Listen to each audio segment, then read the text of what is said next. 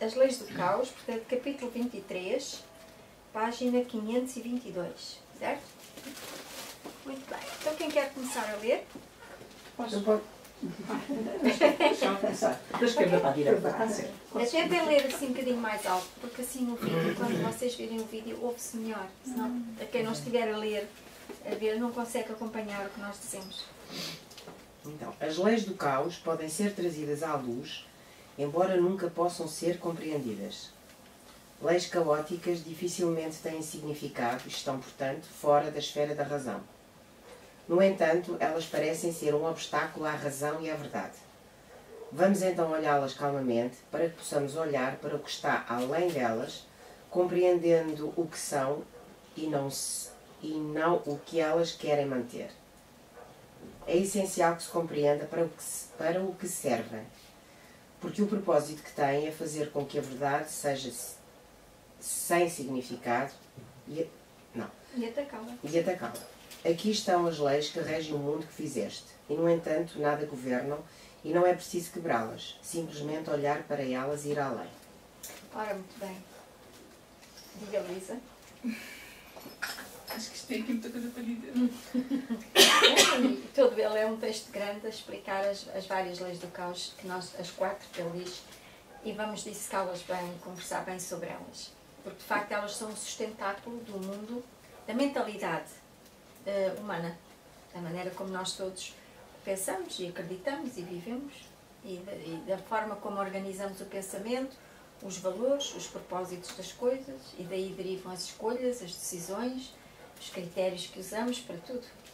E, portanto, achei que este tema era um tema bom. Agora que estamos na Páscoa, que é um período de renascer, de revisar tudo o que está cá dentro, este tema até é capaz de ser interessante. É o momento atual. Então, as leis do caos podem ser trazidas à luz, assim como todos os nossos problemas, não é? Trazidas à luz. Quer dizer, nunca é a luz que vem ao caos, é o caos que é levado à luz. É por isso que a dinâmica do curso em milagres é sempre entregamos as nossas dificuldades ao Espírito Santo. Não é fazer o Espírito Santo vir às nossas dificuldades.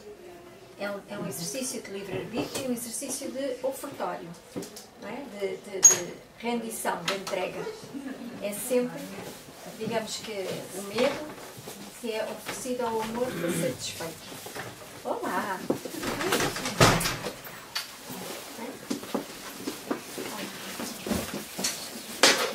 bem? Está aqui um lugarzinho à frente também, para quem quiser.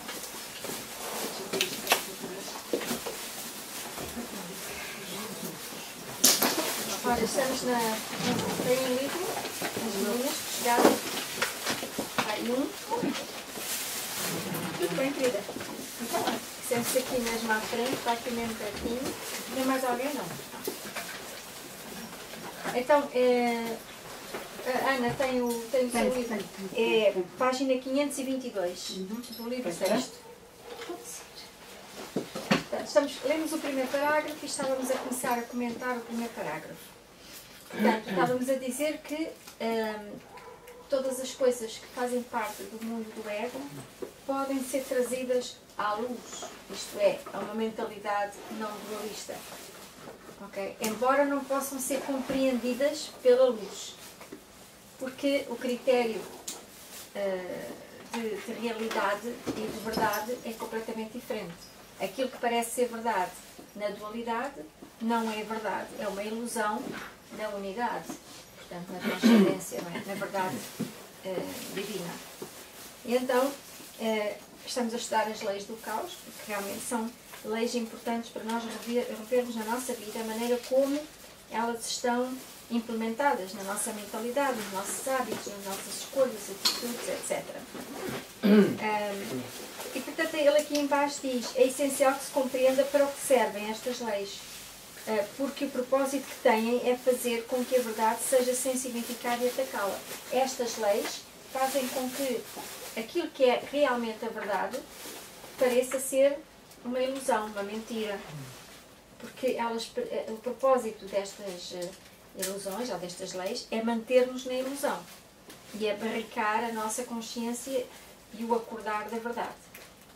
Então, aqui estão as leis que regem o mundo que fizeste. E, no entanto, nada governam. E não é preciso quebrá-las. Isto é muito importante. Nós temos a mania de eu tenho que vencer o ego, eu tenho que lutar contra, eu tenho que resistir a, eu tenho que impedir isto ou aquilo. E na visão do Curso em Milagres, nós nunca temos que lutar, quebrar, torcer, impedir, não temos que fazer nada contra, seja o que for. Temos que transcender, passar por dentro de e transcender. E o que ele diz aqui, não é preciso quebrá-las, simplesmente olhar para elas e ir além. Como se passasse por dentro de. E esta é a forma mais natural e mais poderosa que existe, exatamente, de resolver as nossas questões todas. Não é dar-lhes realidade. Quando nós lutamos contra alguma coisa, ou queremos alterar, modificar ou impedir, estamos a considerar que aquele obstáculo é real. E sendo real, precisa de uma resposta real. Se isto está aqui no caminho e eu lhe dou a realidade, então eu tenho que também tomar uma atitude real que esteja à altura e dentro do mesmo sentido de realidade que o obstáculo ou que a dificuldade existe na nossa mente. Portanto, quando nós lutamos ou forçamos ou fazemos seja o que for contra qualquer coisa que queremos mudar, já estamos a barricar-nos nas condições necessárias para que isso não aconteça, mas sim para reforçar a luta, mas nunca para resolver o problema. O que ele diz sempre na atualidade é que nós, para resolvermos os problemas, pensamos que resolvemos passando de um lado para o outro. Aqui não há isto e agora passa a haver isto. Pronto. À custa da força, do sacrifício, da luta, da resistência, da conquista. Ok? Portanto, acreditamos que há aqui dois lados. Num está o problema e no outro está a solução. E o que ele mostra sempre em todas as lições ao longo do curso inteiro é que o nosso poder não está dividido entre bom e mau, de modo a termos que lutar para conseguir melhorar ou alterar qualquer coisa. A coisa mais difícil para nós todos, que estamos habituados a considerar todas as dificuldades e os obstáculos reais, a coisa mais difícil é abrir mão de fazer qualquer coisa contra, ou controlar, ou manipular, ou projetar qualquer atitude contra aquilo ou para resolver aquilo. E isso é muito difícil porque a nossa cultura toda nos ensina a pensar assim. Se estás mal, tens que trabalhar ou fazer isto ou aquilo ou aquilo para estares bem. Mas não se trata de querer estar bem, trata-se de um método que nós usamos para eventualmente pensarmos que estamos bem. Ora, quando estamos na dualidade, nós apenas mudamos de oposição. Okay? Passamos de um lado que não está agradável para um lado mais agradável. Mas ficamos vulneráveis à mesma. Porque quando passamos para o lado agradável, temos medo de que volte a acontecer, voltar para trás. Ou que volte a acontecer. Portanto, é um ping-pong que parece ser um alívio, dar-nos um alívio ou uma possibilidade de viver melhor, temporariamente. Mas não é a solução final. Porque a solução final é poder estar num estado onde não há mais ping-pong. Onde as coisas são naturalmente positivas, abertas, completas, livres. Onde essa parte que nós procuramos no positivo, na parte positiva, na parte boa da vida dualista, no fundo existe de uma forma muito mais alargada e muito mais aberta na transcendência da dualidade. E, portanto, e como é que nós conseguimos isso? Através da rendição, ou do ponto zero, ou do ponto de síntese. Está ok que seja assim. Só por agora. E eliminar em nós a resistência ou o impacto que aquilo tem em nós, simplesmente aceitando. Isto é exatamente o oposto daquilo que nós aprendemos a fazer. que é a lutar, a resistir, a alterar, a transformar, a modificar. Não é? É claro que não estamos a aplicar esta lei às coisas físicas, não é? Se eu tenho um garfo fora do sítio, não vou fazer uma transcendência do o rio está. Se isso me incomoda, sim. Agora, para coisas físicas, objetos, etc., isto tem a ver com a parte interna, como nós lidamos com as coisas, como nós atingimos estados de paz, estados de bem-estar. Não tem a ver com eu ter que mudar objetos do lugar, ou fazer um relatório, fazer isto. Não tem nada a ver com isso, está bem? Estamos a falar sempre de competências internas, de formas de sentir e de estar e de consciência interna. É neste âmbito que o curso funciona. E, portanto, as coisas não são para ser analisadas, confrontadas, postas em causa, dissecadas, okay? Mas sim passar por dentro e despassar, quer dizer, transcender, de facto. E quando passamos para o lado de lá, da transcendência, aquelas coisas deixam de ter qualquer poder sobre nós. Esteja no lado positivo ou negativo, ficamos completamente além de. E é aqui que está a origem do grande poder que todos temos. E é a coisa mais difícil de fazer, porque a primeira coisa que nós aprendemos é a defender-nos e a criar defesas e ataques, desde crianças. Portanto, reverter todo este sentido de segurança, sentido de poder, é complicado, porque são as aprendizagens talvez mais básicas que nós temos, é a defesa contra, é o fugir de, é o lutar contra isto, ou repostar, é estratégias que nós aprendemos para sobreviver, porque está sempre em causa a nossa identidade com o corpo, e o corpo precisa de ser protegido, como objeto físico que precisa de se defender e de atacar para permanecer seguro, digamos. Isto, enquanto é objeto físico, parece lógico, mas na verdade aquilo que comanda o corpo é a mente. E é a mente que está insegura que leva o corpo a fazer isto ou fazer aquilo. Portanto, é um mecanismo também da mente, embora seja feito com o corpo. Faz sentido? Portanto, o equilíbrio adquire-se através da transcendência. A transcendência é neutralização. A transcendência adquire-se através da neutralização. Não é bom, não é mau. Eu não sei o que isto significa. Ok? E todos os exercícios de curso similares levam à transcendência, à neutralização do sentido de realidade que as coisas que nós vemos têm sobre nós. Isto é, a ideia de que nós pensamos que isto é um perigo, isto é injusto, isto é mau, isto é impróprio, seja o que for. Essa percepção que temos é que dá sentido à realidade ao que está a acontecer. E, portanto, o que ele pede sempre é que aquilo que nós pensamos que é uma ilusão, é uma perspectiva da nossa mente. Não tem que ser necessariamente assim. Agora vamos ver as leis que assistem à montagem de toda esta arquitetura mental, que cria a mentalidade, no fundo, dualista. Ok? Então, quem quer ler a seguir? A primeira lei caótica é que a verdade é diferente para cada um. Como todos esses princípios, esse mantém que cada um é separado e tem um conjunto diferente de pensamentos que o põem à margem dos outros. Esse princípio se desenvolve a partir da crença em que existe uma hierarquia de ilusões.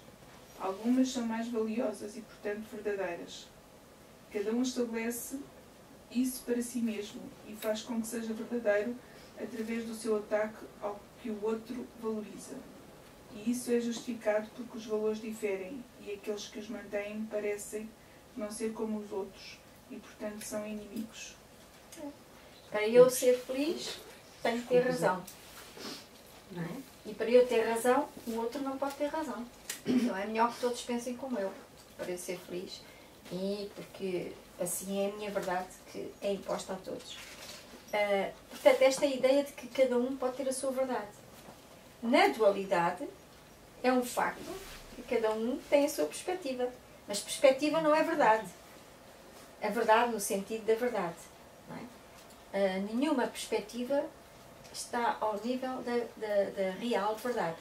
A verdade está para além da dualidade. E toda a perspectiva é sempre um ponto de vista da dualidade. Não é? Como tal, nada do que nós vemos é senão um ponto de vista nosso. Mas em termos de verdade, não é possível que cada um tenha uma verdade diferente, no sentido real da verdade. Porque todos somos feitos e seres da mesma natureza. Como tal, a verdade é única para todos nós. E uma vez que transcendamos as ilusões da dualidade, todos teremos a mesma verdade. Todos acordamos para a mesma verdade. Quando assumimos que a verdade é subjetiva e é relativa, que é um facto na dualidade, já estamos a aceitar que isso é um facto natural. E sendo um facto natural, temos um sentido de realidade de que estes pensam assim e aqueles pensam assim. E que isso é real, e que isso é verdadeiro, e que isso, e que isso corresponde a qualquer coisa que se deve aceitar como concreto e verdadeiro. Aceitar que cada um tenha verdades diferentes.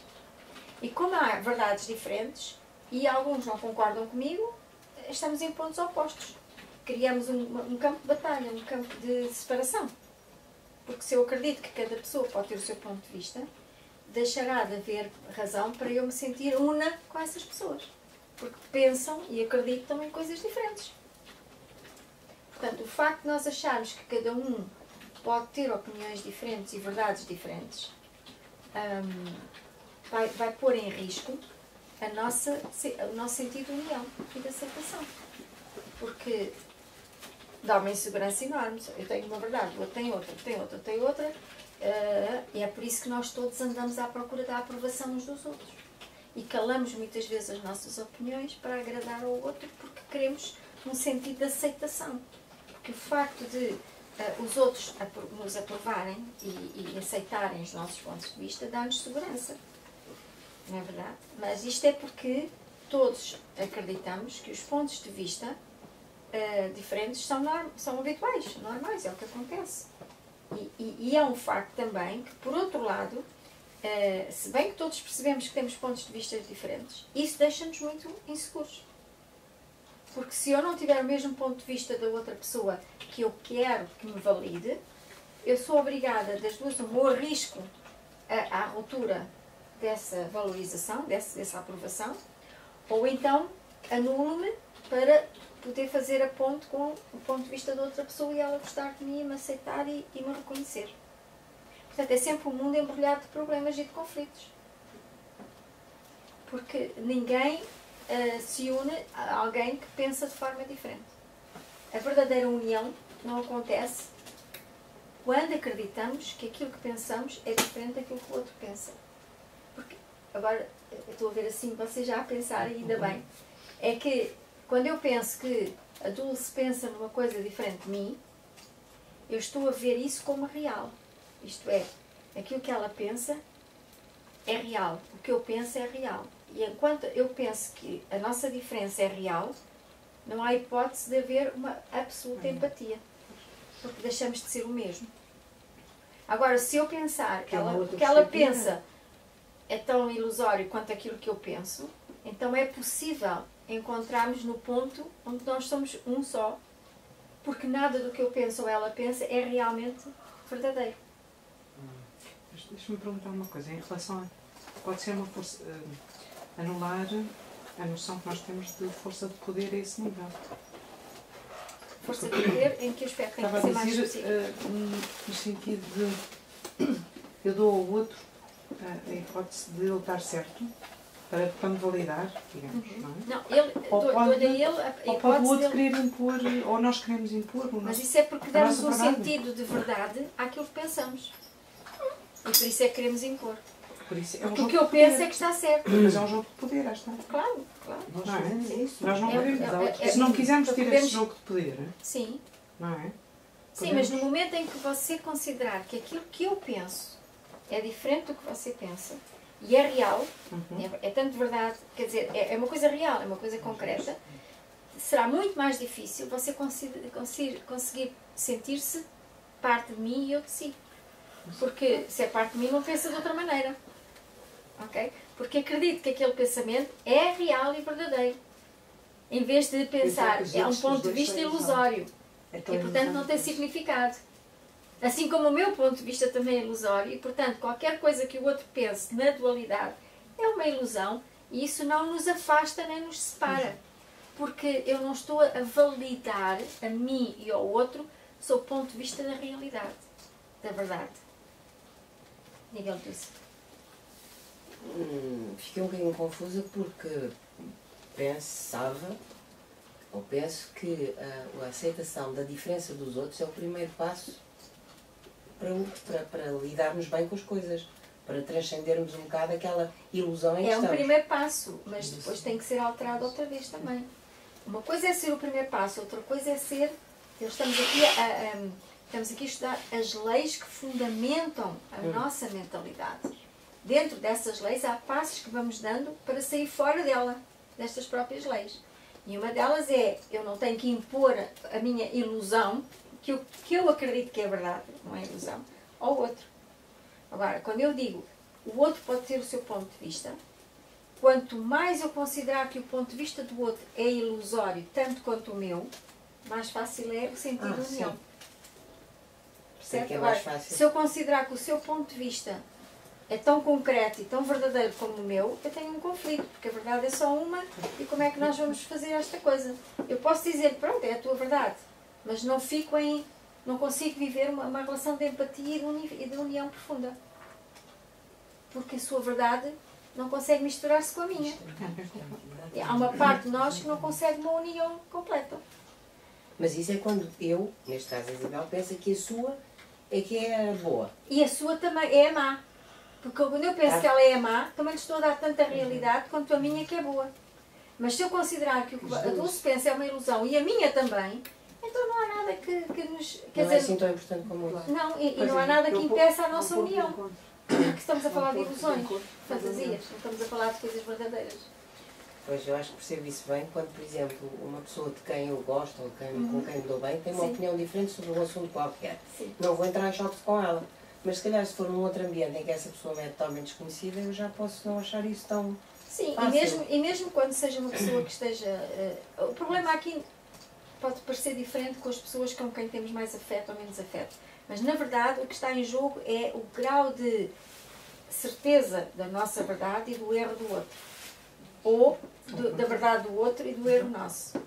Porque quando lhe damos um valor de verdade, há sempre uma certa parte de nós que diz, ok, fica com a tua, eu fico com a minha, mas eu sinto que sou diferente, que nós não concordamos aí.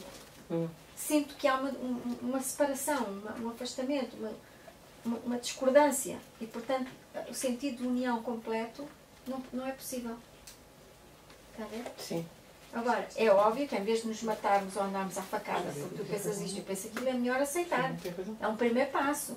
Mas, para sair desta lei, é preciso não só aceitar que é possível cada um pensar, mas que esse pensamento é uma ilusão, é uma perspectiva.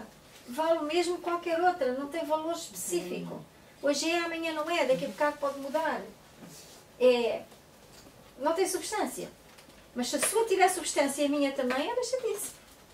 Mesmo que eu queira ser simpática. Mas lá dentro eu não consigo criar uma empatia absoluta.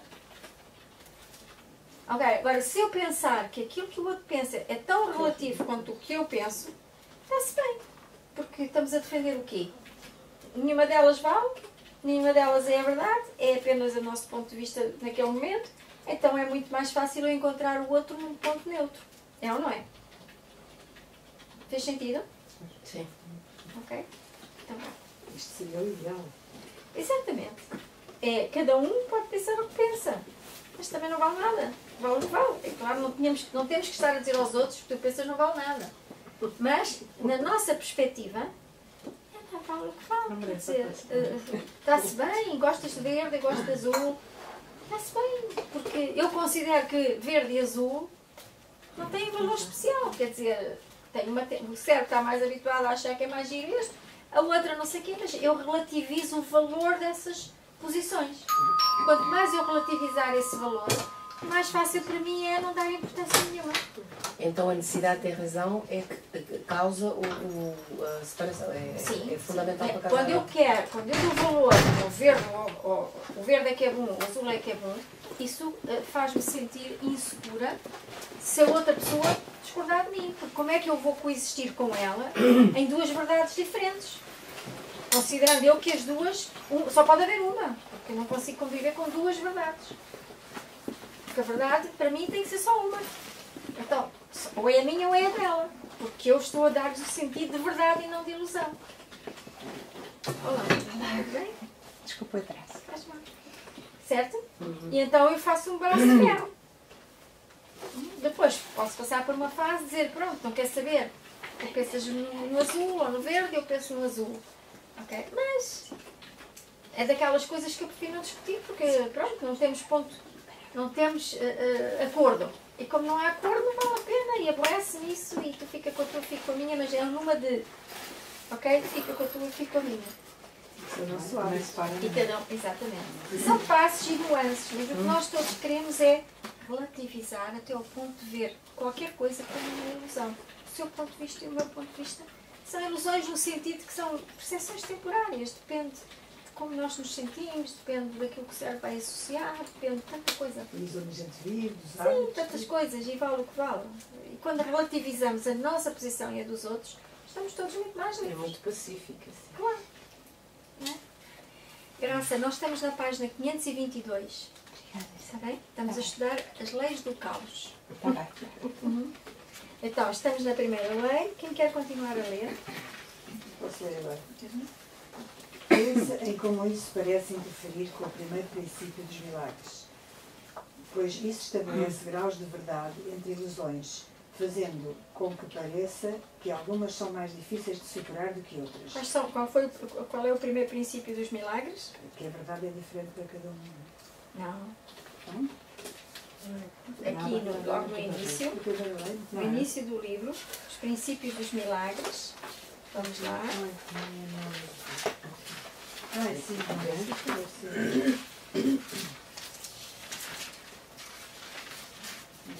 Ora, é depois da introdução. E aqui nada é real. Não há ordem de dificuldade em milagres. Onde é que isso está? Está na página 3, logo no início. Quer dizer, é depois da introduçãozinha. Fácil, não sei o quê. É o capítulo 1. É como abre o capítulo 1. Olha, está aqui. Não há, exato, é aí. Princípios dos milagres. Primeiro, não há ordem de dificuldade em milagres. Um não é mais difícil nem maior do que o outro. Todos são o mesmo. Todas as expressões de amor são máximas.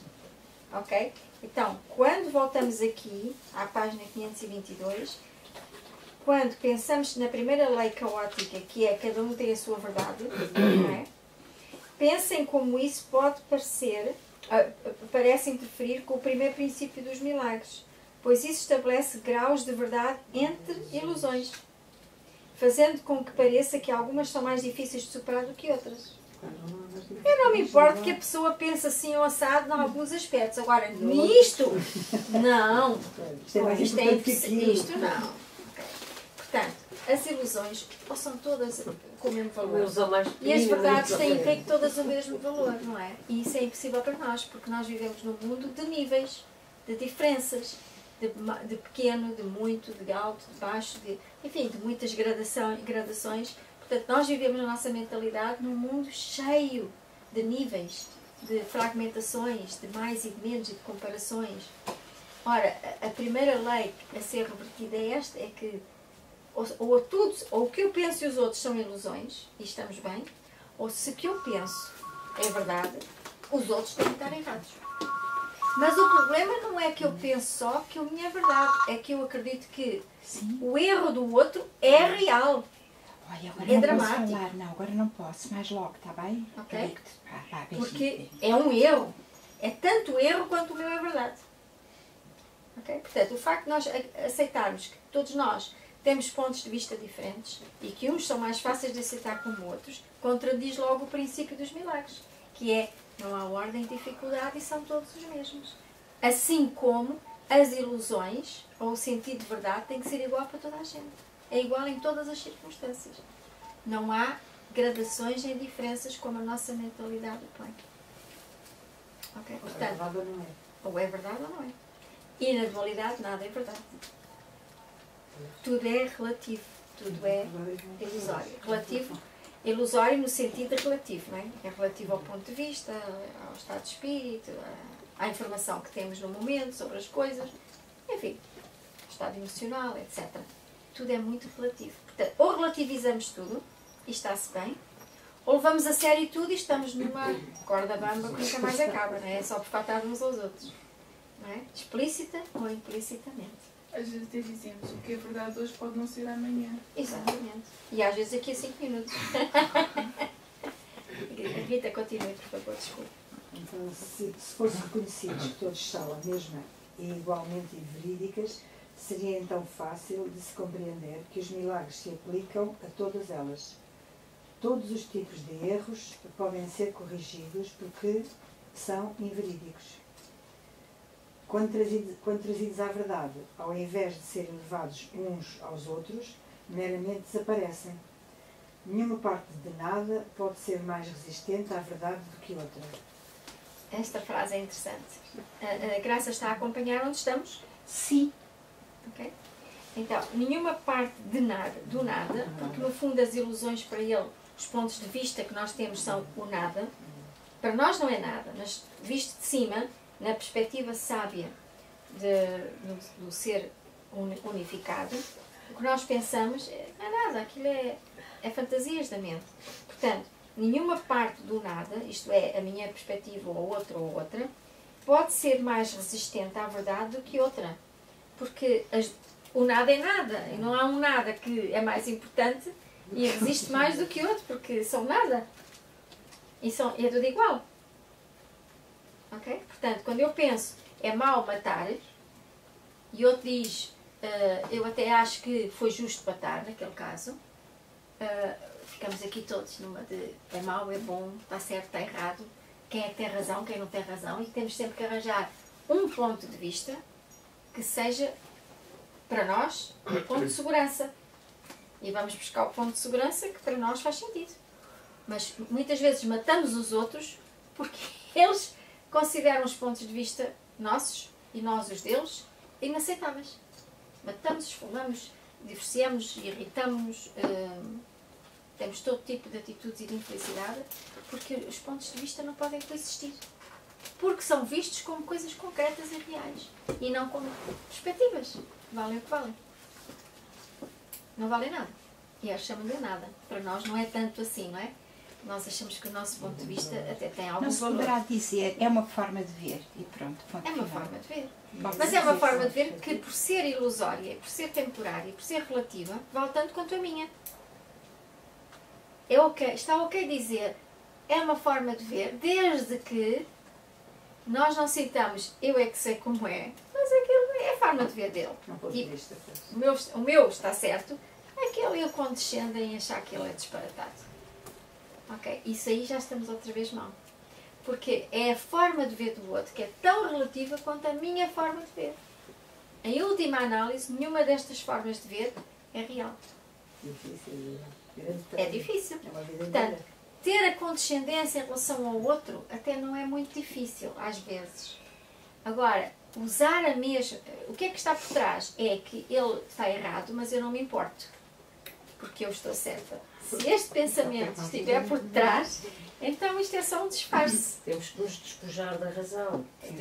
Mesmo para nós. Sim, claro. E não é uma questão de ter razão, é uma questão de que todas as nossas ideias, ao nível do ego, são ilusórias. São pontos de vista temporários. E não correspondem ao que ele chama a verdade. A verdade é inalterável, é imutável, é eterna. É ilimitada no contexto do curso em milagres. Portanto, tudo o que nós aqui fazemos no dia-a-dia é temporário, é aparente, é transitório, não é? É alterável. Eu hoje gosto de uma coisa, amanhã não gosto. Eu hoje sinto-me bem aqui, amanhã posso não estar tão bem.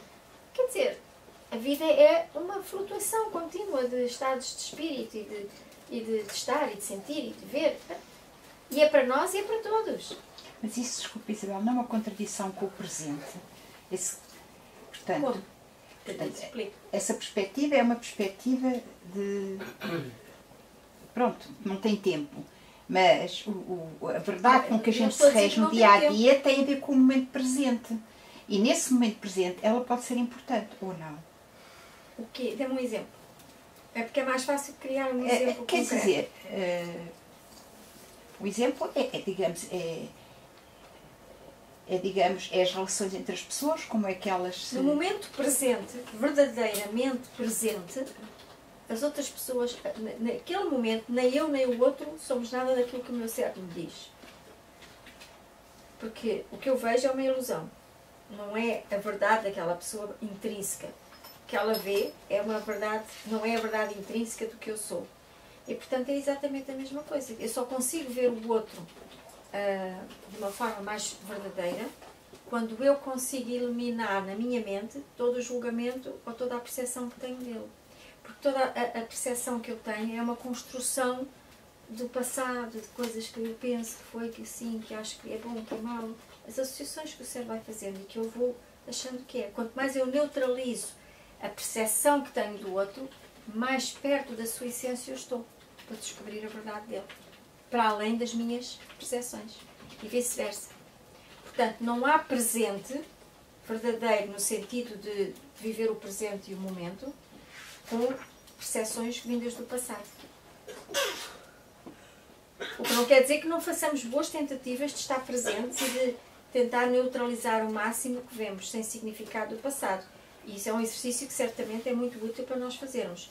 Mas estar no momento atual, presente, completamente sem passado e sem futuro, implica não ter nenhum conceito ou preconceito relativamente ao que estou a ver.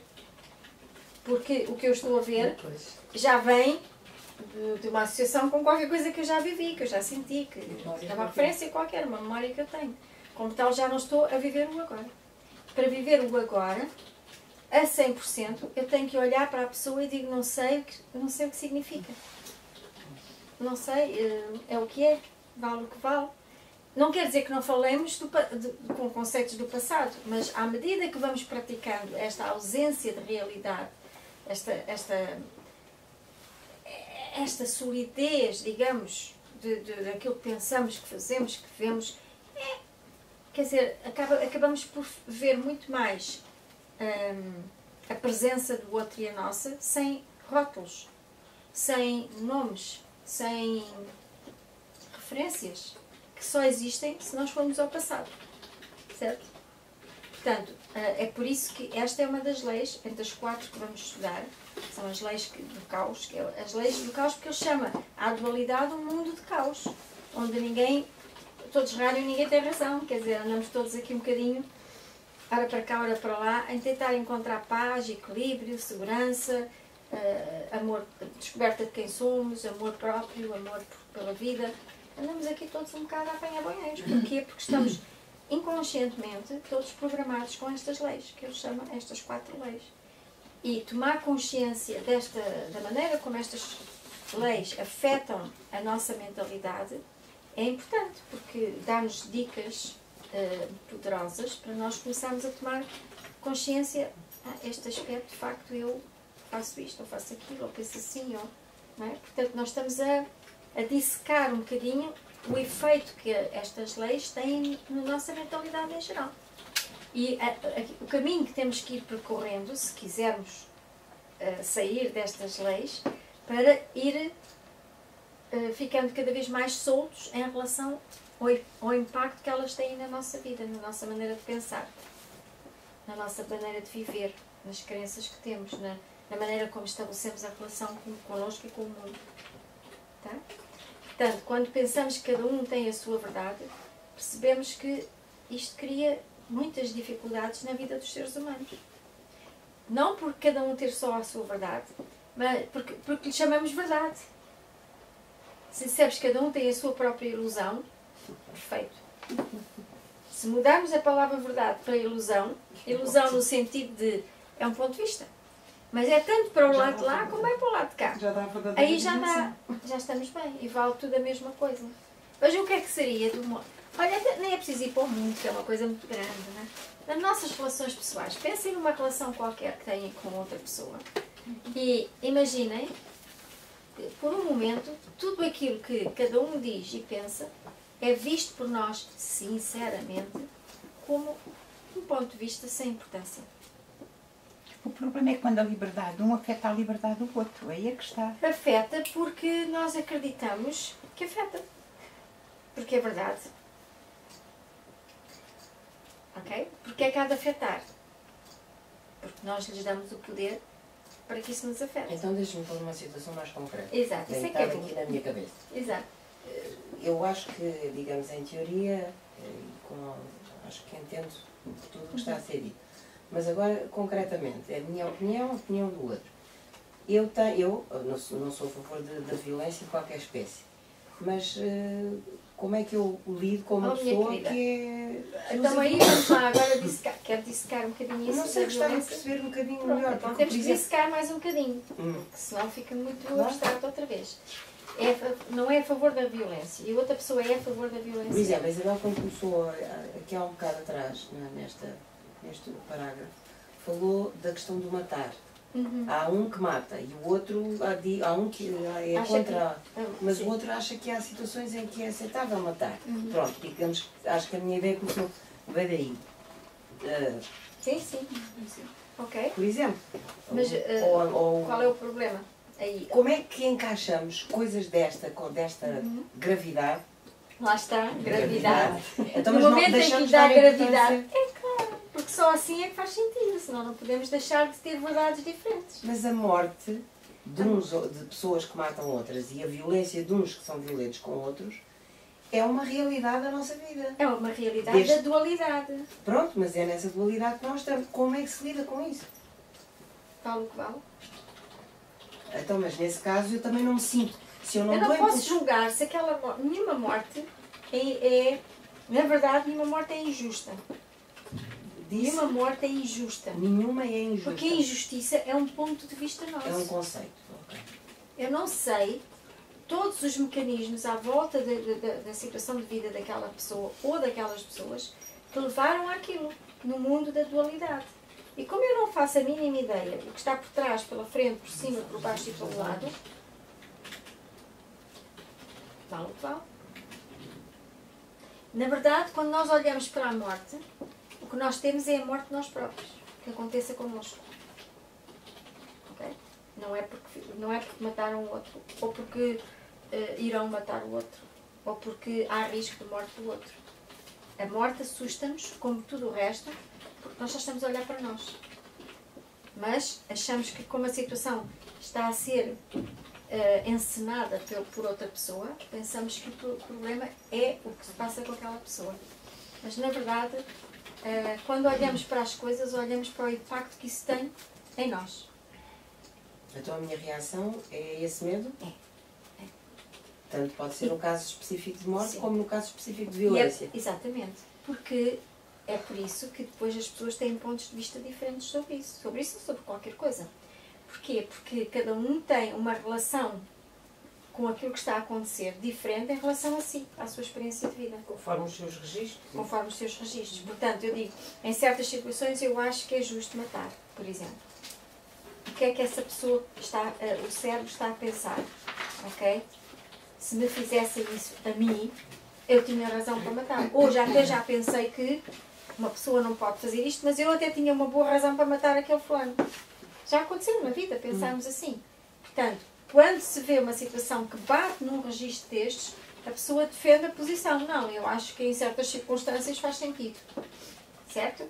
Outra pessoa que nunca teve esse tipo de registro, ou que não tem isso bem tão ativo, vê na morte, por exemplo, a perda da mãe ou do pai, ou do vizinho, ou do isto ou aquilo, porque é aquilo que está mais ativo dentro de si. E, portanto, diz, a morte é uma coisa horrível, em qualquer dos casos. Quer dizer, não é bem a morte, é o ato em si, de tirar a vida a outra pessoa, de ser. Ok. No entanto, nós tiramos a vida a nós e aos outros continuamente.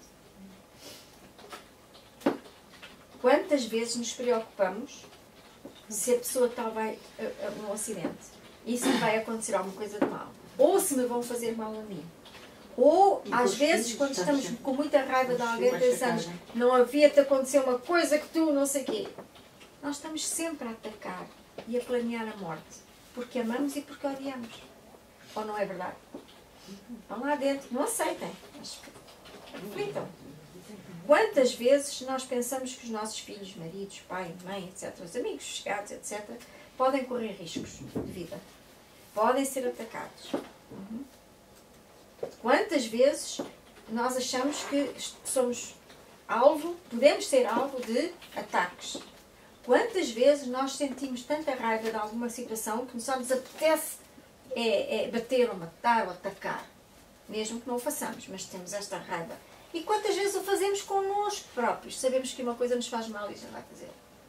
Pensamos porcaria atrás de porcaria, envenenamos de porcaria, mas continuamos naquele gozo de fazermos mal a nós próprios. E estamos a dizer que é mau matar, morrer, fazer... É porque não olhamos para dentro. É porque não olhamos para dentro. Todo o ser humano tem pensamentos contra si próprio, mesmo que não tenha consciência disso. Isto é, quando pensamos qualquer emoção, qualquer pensamento de ataque, de defesa, de medo, de insegurança, é um ataque a nós. É tóxico. É tóxico. Já cada pensamento desses liberta química interna que vai fazer mal ao nosso corpo. Senão não tínhamos doenças, não tínhamos envelhecimento, não tínhamos dificuldades nenhumas. A nossa vida era o paraíso. Portanto, quando somos nós a fazer isto de formas escamoteadas e que ninguém liga, e pronto, o que importa é se pegou na arma ou na faca ou não foi e fez. Até lá não tem problema nenhum, porque não chegou a fazer. Mas nós estamos sempre a fazer isso em pensamento, emocionalmente. É por isso que depois alguns fazem com a faca e com a pistola. Pronto, mas em psicologia dizem que é uma coisa muito diferente da pessoa imaginar ou sonhar que mata alguém, ou até desejar. Na psicologia, desculpa, mas aqui nós estamos a estudar psicologia. Mas não, mas eu só queria concretizar. E em direita também. O indivíduo concretiza, é completamente diferente. Agora, são as leis do mundo. Exatamente. Do mundo caótico. Pois. Mas nós vivemos neste mundo. E agora, por exemplo, se eu fosse um juiz e tivesse que lidar com as leis, são as leis dos homens. Não, com certeza. Eu, enquanto juiz, tenho que aplicar as leis dos homens. Mas isto não é para o juiz ir aplicar as leis dos homens. Isto é para o estudante que está a fazer um caminho de autodescoberta e de transcendência das suas limitações, que vai dentro de si explorar tudo aquilo que o prende a uma vida que não é aquela que ele quer ter. E quer ter uma visão mais aberta, mais iluminada, mais sábia. Certo? E é para isso que o curso em Milagres está dirigido. É para o estudante, que é um curso em psicoterapia interna.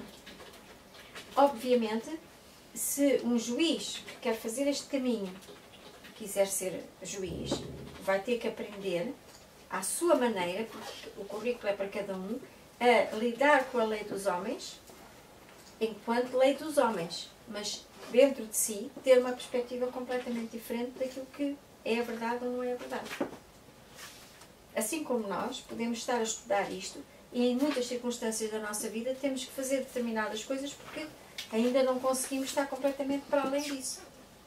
Mas uma coisa é a nossa relação com o mundo ter que ainda sujeitar a uma série de receitas sociais e culturais. Outra coisa é a consciência que temos de como vamos interagir sem ser como vítimas dessa engrenagem. Temos consciência de que não estamos a fazer o que é preciso, porque somos obrigados a isso, mas internamente temos uma consciência completamente diferente. E até pode muito bem acontecer que a pessoa chega a uma altura e diz: eu já não pactuo mais com isto.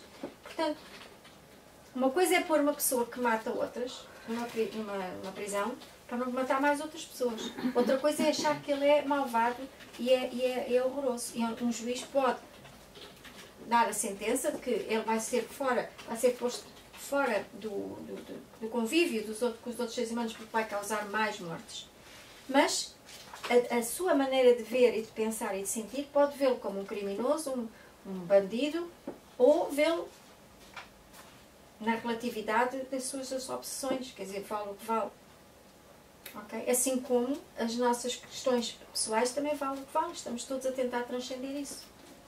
Sem nos destabilizarmos. Sem nos destabilizarmos. Quer dizer, isso depois é o caminho. O curso em Milagres diz que todo estudante tem uma relação específica e única com o curso. E o curso vai-se abrindo para cada estudante de acordo com com o caminho que cada um precisa percorrer em determinado momento. Portanto, se houver uma situação de um juiz, de isto ou aquilo, cada um tem que encontrar a sua verdade a partir daqui. Mas é um caminho pessoal. Nós já é difícil encontrar a nossa, quanto mais andarmos a pensar como é que seria se o juiz fizesse. Podemos especular, mas só a própria pessoa depois é que encontra a maneira de poder lidar com o mundo onde está inserido e ir transcendendo e crescendo. Porque quanto mais pessoas forem transcendendo esta ilusão, mais rapidamente as leis também começam a mudar. E a própria vida em comunidade passa a ser muito mais, entre aspas, sábia, mais pacífica, mais saudável. Por isso é que ele diz, o mundo está à nossa espera para mudar. Porque aquilo que nós vemos no mundo hoje em dia é reflexo daquilo que se passa nas nossas mentes a toda a hora. Ok? E acabamos por todos sermos catalisadores, em medidas diferentes, desses próprios pensamentos e dessas emoções que estão sempre a ser desenvolvidas em automático. Não é? Na nossa vida, nas nossas relações, no ambiente onde circulamos e onde interagimos todos uns com os outros, com muitas ressonâncias comuns. Esta é uma matriz que vive de todas estas memórias, todas estas leis. À medida que cada um de nós vai limpando a sua parte, a sua contribuição para isto, vai aligeirando, a matriz inteira vai aclarando, vai-se iluminando mais. E isso é que vai permitir que as grandes mudanças que temos que fazer vão acontecendo. E que de repente as coisas comecem a ficar, coisas diferentes que não era hábito acontecer assim. É a evolução, feita através da nossa mudança de consciência. Agora, para mudarmos de consciência, muitas vezes precisamos de orientação, não é? Perceber onde é que estamos entalados, digamos. E aqui estão 4 leis que nos ajudam a refletir bastante sobre os nossos critérios. Ok? Isto não é para ser... acharmos que temos que fazer tudo no mesmo dia. Isto é para irmos tomando consciência e irmos trabalhando. Agora, quantas pessoas com quem nós dizemos que gostamos muito ou que não gostamos muito e com quem fazemos braços de ferro internos ou externos, com as posições, os pontos de vista e o que quero e o que não quero e as nossas necessidades e tu não fazes por mim, eu não faço por ti, e tu não vens comigo e tu não vais contigo, é aquelas... não é? E tu fazes e tu não fazes e depois dizes e depois não isto, porque levamos tudo muito a sério. Quer dizer, se não houvesse as nossas fragilidades de precisar que o outro corresponda às nossas necessidades, está-se bem o que o outro pensa e está-se bem o que eu penso, vale o que vale, não é? Portanto, e depois temos esta coisa, se eu penso assim, tenho que pensar a vida inteira assim, porque o outro vai-me cobrar e dizer, mas tu sempre disseste assim, e agora digo que não. E então agora é assim. E isto para nós é um desafio. Porque nós temos que saber com o que contamos. É ou não é?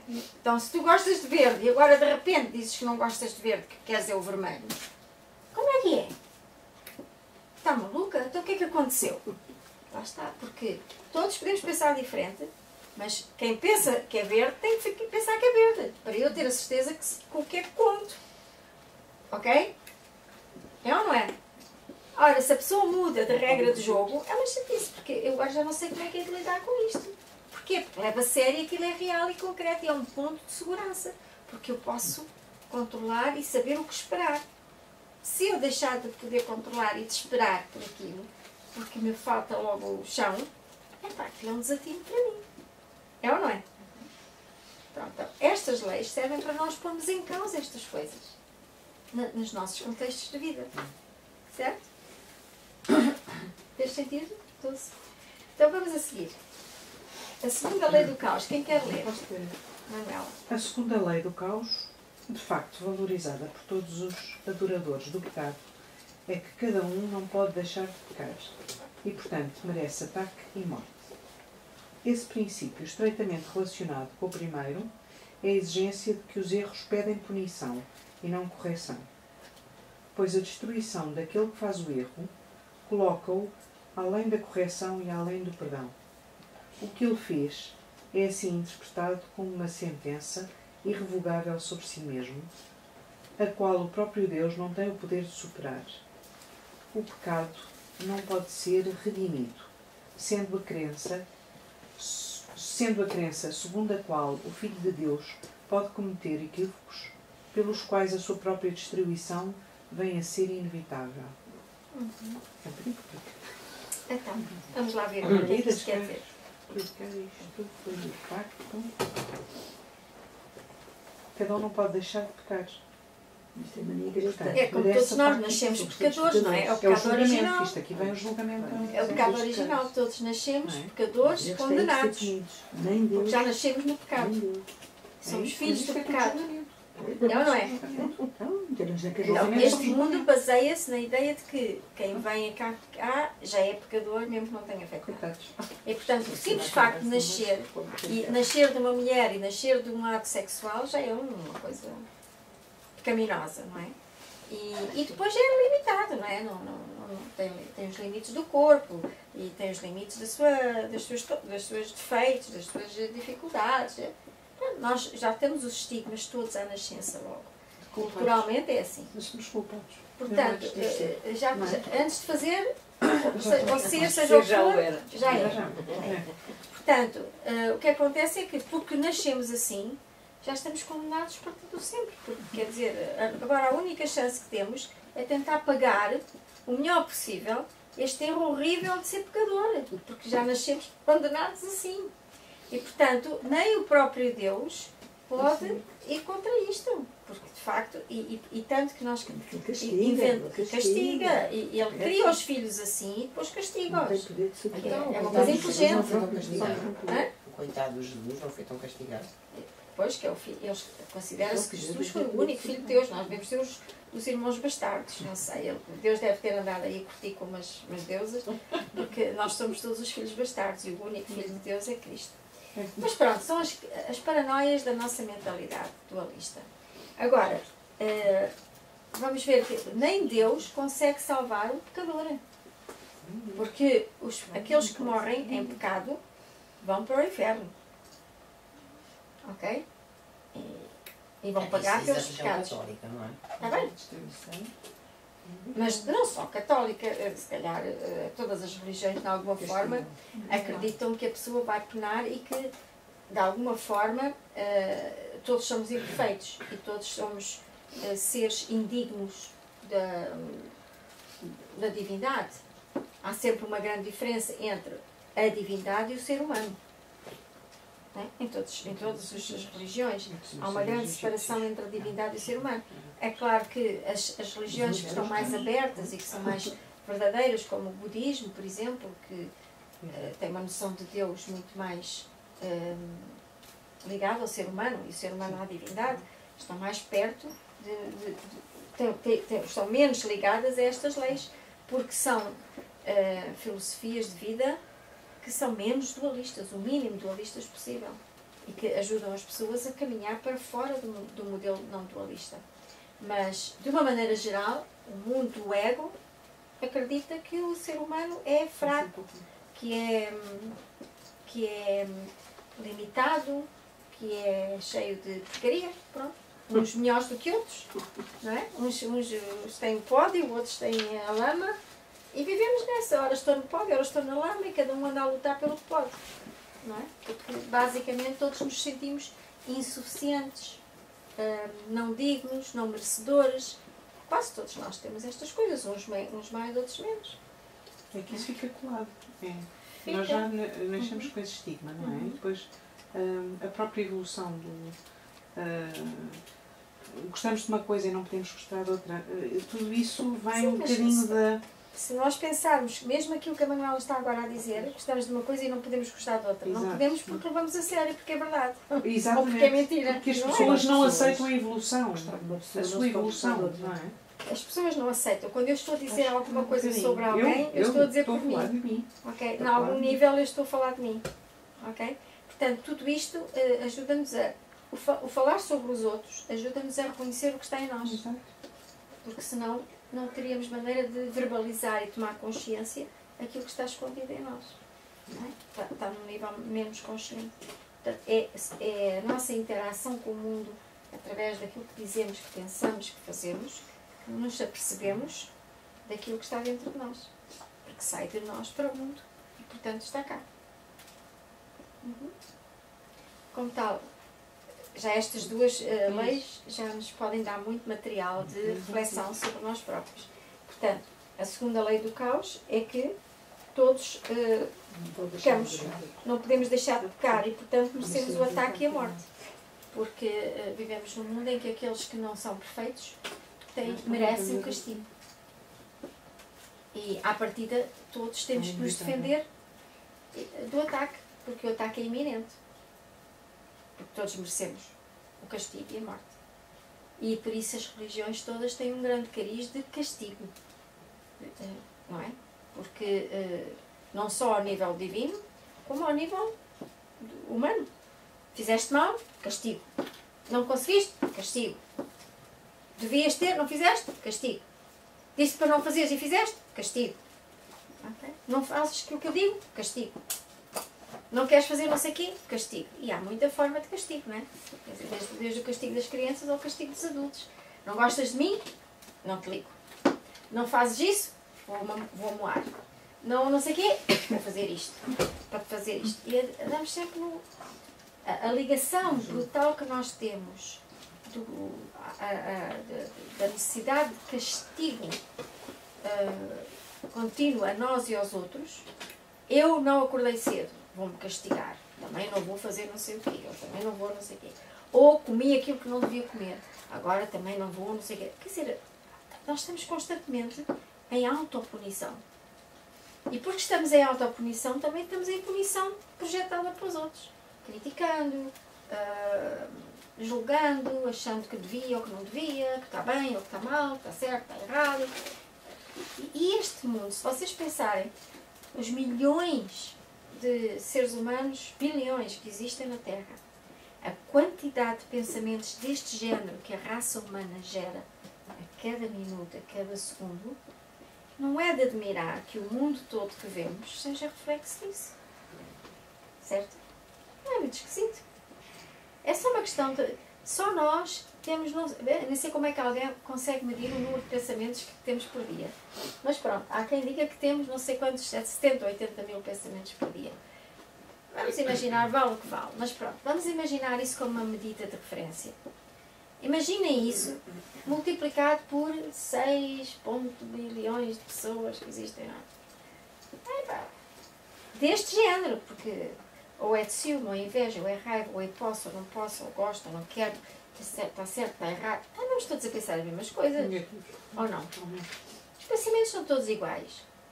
Quer dizer, o tipo de pensamentos é o mesmo. A única coisa é que eu penso em relação a esta pessoa, a esta coisa, a Manuela pensa em relação àquela ou àquela, e andamos todos não. Mas de resto não há novidades. Porque temos este estigma de castigo. E quando nós nascemos, aprendemos logo o castigo. Ok? Fizeste não sei o quê, é teu bebê. Agora não vai, agora a mamãe ficou zangada, agora não pode, agora não isto, agora fez mal, agora castigo. Há sempre uma ação-reação.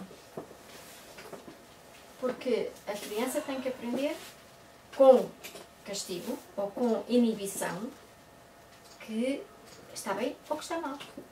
Portanto, isto é para nós vermos até que ponto isto está tão imbuído da nossa mentalidade. Que é quase impossível nós pensarmos como é que educamos uma criança se não lhe dermos a noção de que está errado ou que está certo. E, portanto, ela naturalmente já não tem outra hipótese de olhar para a vida senão assim. Fazemos isso aos cãezinhos, aos gatinhos. Sim, a todos. Mas isto não é para nos culparmos. Não é para tomarmos consciência de como a nossa mentalidade vive destas leis. E como isto controla todos os nossos impulsos, as nossas perspectivas, a nossa forma de ver a vida e de considerar o que é bom, o que está certo, o que está errado, o que deve ser, o que não deve ser. Tudo é desenhado em função de um castigo, de uma ação para uma reação. Porque não se aceita tacitamente aquilo que é. Tem que haver um julgamento e uma correção. De muitas formas. Não é verdade? E fazemos isso constantemente connosco e com os outros. Fizeste assim? Mas porquê que não fizeste assado? mas não devias ter feito assim. Eu sou assertivo, fazia não sei o quê. Ok, e estamos constantemente na não aceitação do que é. Mas poderia ser de outro modo, por exemplo, em relação à criança? Eu acho que pode. É uma questão, é uma grande mudança nossa, porque para que podemos fazer isso às crianças de pequenino, os adultos têm que já ser outros adultos com outra mentalidade. E a criança já ressoa automaticamente com essa nova mentalidade, porque é com ela que está a lidar. Portanto, É preciso dar um exemplo e dizer, é assim. Não é só dar um exemplo, é mudar por dentro. Ninguém consegue educar uma criança genuinamente numa outra mentalidade se não tiver essa mentalidade. Porque a criança apanha e as incongruências são muitas. Eu digo, mas não faço. Ela sente que não é igual. Portanto, antes de podermos pensar como será educar uma criança assim, temos que primeiro pensar como será eu viver assim. Eu ter uma mentalidade aberta e libertada de tudo isto. Agora, se calhar nesta mentalidade eu dizia, não, eu lido assim, porque é a minha forma natural. Não é um modelo que nós escrevemos de fora para dentro, dizendo nesta mentalidade, as crianças é assim. Não, como é que nós sabemos? Isto tem que ser real, tem que ser uma coisa que corresponde a uma congruência que vem de dentro. Não é? Agora, podemos fazer a pergunta assim, ok? O que é que eu não aceito em mim, nos outros? Aceito no sentido de que vale o que vale. Vale o que vale. Não é bom, não é mau. Não está certo, mas está errado. É um ponto de vista. Está-se bem. Isto é a anulação do julgamento. Mas anulando o julgamento, deixa de haver ataque e defesa. É a aceitação tácita do que é. Agora, nas perspectivas que nós temos hoje em dia, em que temos que sempre defender pontos de vista, isto parece uma coisa inconcebível. Como é que vamos viver sem defender um ponto de vista? Mas é perfeitamente possível. Agora, a vida é diferente e as relações humanas são diferentes e as escolhas e a forma de estar na vida são diferentes. Porque partem de um ponto de vista de aceitação tácita do que é. Não é? Começávamos por falar 1/10 daquilo que falamos. Porque a maior parte do que dizemos é para justificar aquilo que é uma outra maneira de nos exponirmos. Temos que explicar bem e justificar bem para que os outros não pensem mal de nós. Portanto, estamos a policiar para ter aprovação e ter aceitação. Andamos num jogo sempre de escravatura. Não é? Emocional, afetiva, psicológica, de dependência contínua. Não é isso que acontece? Sim, é. Ok, portanto... É bom sinal não apetecer falar, não é? É um sinal de... Você é que sabe. Ok? É porque uma das coisas que vamos ter que todos, uns antes, outros depois, no ritmo de cada um, mas temos que passar por isto, é querer encontrar fórmulas. O que é que está certo e o que é que está errado. E na verdade, em última análise, tudo é. Tudo é. Tudo é. E portanto, é certo? Sei lá. É errado? Sei lá. Depende da perspectiva.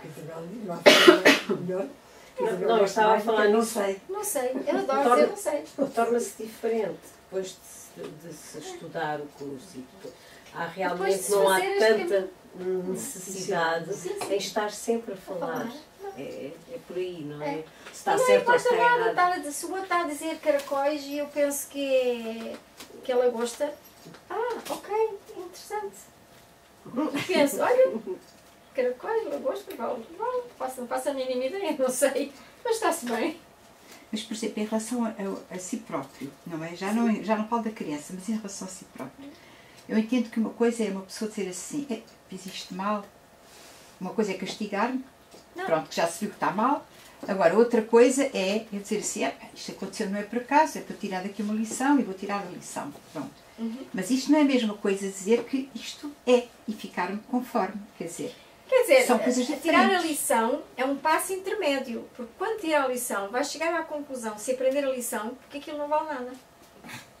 Não, valeu para eu tirar a lição. Sim, mas Sim, quer mas para dizer- alterar. Não, mas Sim, está a bem, mas lição é quando eu digo alterar. assim, isto aconteceu-me por uma razão e eu vou investigar a razão. E Sim. quando eu, consciencialmente, vou investigar a razão e vou aprender o que tenho que aprender ali e chego à conclusão que aquilo não vale nada, não era preciso levar a sério.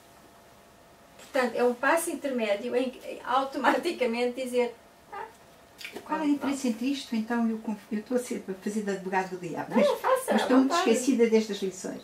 É assim, porque, então qual é a diferença entre o conformismo? Não é o conformismo. O conformismo é, isto é mau, mas eu aceito. Eu não posso, mas eu vou-me resignar. Percebe? Está carregado. Ou então aquele, do significa- amoralismo. Isto é mau, é bom, quero lá saber, tanto me faz. Sim, é o mas que- lá dentro de si não está neutro. Tem que ficar neutro. O problema não é o que nós dizemos. É o estado de consciência que pronuncia essas palavras. Percebe? Porque eu digo, eu não quero saber, e posso ficar por dentro e estar... Quer saber, estúpidos, não quer saber de nada. Estúpidos. Cá dentro. Eu digo, não quer saber. Lá dentro eu penso. Não, mesmo que nem sequer pense conscientemente, eu estou numa de estúpidos, idiotas, não são os parvos ou qualquer coisa assim. E eu digo, não quer saber porque não me quer chatear. Mas cá dentro estou chateada. Quando eu digo, eu não me quero chatear, já me chateei. Porque quando nós dizemos, eu não me quero chatear com isso, estamos em paz? Não. Se estivermos em paz, dizemos, ok, tudo bem. Não nos faz diferença nenhuma. Se eu digo, eu não me quero aborrecer, já estou aborrecido. Ok, agora eu posso de facto dizer, tudo bem. E engolir um sapo, ou tudo bem, estou em paz. Portanto, o que conta é o estado interno com que nós lidamos com as coisas. E as palavras que saem são na sequência de um estado interno. Portanto, não é a palavra que é o indicador. É o estado interno. Certo? Faz sentido? Portanto, se eu pensar, olha, sei lá, uma coisa qualquer, agora estou tão vazia que não consigo pensar, mas uma coisa qualquer que eu digo, eu fiz uma asneira. Como é que eu sei que é uma asneira? Primeira lei, nada é asneira. Nada é certo ou errado. Tudo é. Mas ainda que eu pense que é uma asneira, porque no meu critério eu podia ter feito assim e fiz assado, ou, por exemplo, devia ter ido arranjar o carro e não fui e, entretanto, ele empacou. Okay? Eu digo, fui asneira. Se eu tivesse ido, o carro não tinha empacado e eu não tinha este aborrecimento agora. Pronto. O que é que eu quero aprender com isso? Quero aprender que para a próxima, se calhar, a preguiça que eu tive não é tão agradável. Okay. Esse é um passo. E depois você vai acabar por concluir que outra altura foi arranjar o carro e depois aconteceu a mesma coisa. Por exemplo, pode acontecer. E aí você diz, olha, assim como assim, que estranho tudo isto, é o que for. E a pessoa desiste. No fundo chegou à conclusão que mais tarde vem a ter esta conclusão. No fundo, quando se começa logo por aí, olha, tudo é o que tinha que ser. Poupou este passo. Não quer dizer que este passo seja mau, o intermédio. Não tem problema nenhum. Poupa tempo. Mas isso tudo é, digamos, é eu não me deixar atingir pela situação. Porque se houver infração chamadas das leis da natureza, já não é tudo é. Há uma infração de facto. Há quem respeite e há quem não respeite. Ok, e qual é o exemplo que me quer dar? Sei lá, Tantas leis, tantas infrações. imagina agora do carro. O carro tem que ir à revisão até tal data, não é? Se não for, tem uma multa. E se for apanhado, tem multa, não é? E Ok, pronto, vem a multa, não é? Mas assim como assim é. Tudo o resto que você pensou até lá foi contra si. Porque assim como assim vai pagar a multa. Para que ficar Podia mal? ter sido evitado, não é? Se eu tivesse... Então não nos punhamos a jeito. Podia ter sido. Oh, e Mas lá está, quando nós estamos em estado de alinhamento, essas coisas, nós vamos fazer as coisas naturalmente. Nós é que Mas estamos a isso ver chega a o ponto de acontecer, vista. não é? Claro, nós estamos a ver o ponto de vista, como é que seria mantendo os mesmos cenários, mas os cenários são você- resultado dos nossos estados de consciência. Também é verdade. Percebe? Portanto, isto é tudo. bocadinho. Somos sempre culpados. Não somos nunca Não, mas não culpados, dizer- quer dizer. Não sei, Agora, mas mas nesses quantas cenários vezes também- há situações que nós dizemos, ai que horror, porque... e depois mais tarde dizes, olha, ainda bem que me aconteceu aquilo. Isso é verdade. Quantas vezes? Certo. Há muitas lições, muitas Mas, por coisas. exemplo, quando são coisas muito dramáticas, como uma bomba atómica, por exemplo, da Hiroshima, quando é uma coisa assim tão dramática. O que é que quer fazer com a bomba? Eu pergunto é o que é, é o que é e É o que acabou. Oh, querida, e você agora diz-me assim, vamos lá agora, mas é uma boa que a Graça esteja a trazer isto. Uma bomba como Hiroshima. Ok, o que é que nós todos fazemos neste momento? Parece impossível, que horror, que desgraça, que isto, que aquilo, que aquilo, outras consequências que teve, as pessoas que estão ainda afetadas, não sei quantos, não sei quê, não sei quê, não sei quê. Esta conversa serviu para quê? Pode ser ao contrário. É assim. Não, vamos seguir Não. agora este filão. Pois, depois isso é vamos pela para- negativa, mas pode ser pela positiva. Não queremos mais bombas atómicas, não queremos mais isto, nem forma-se um movimento. Já é pela positiva. Desde quando é que os movimentos impedem que as coisas acontecem? Depende. Depende da relação de forças. Tudo aquilo contra o qual nós resistimos é um movimento contrário. Se não persiste no mesmo formato, arranja outra forma para acontecer. A luta, a resistência, não é a solução. Quantos movimentos existem contra a fome? Quantos movimentos e organizações existem contra a fome?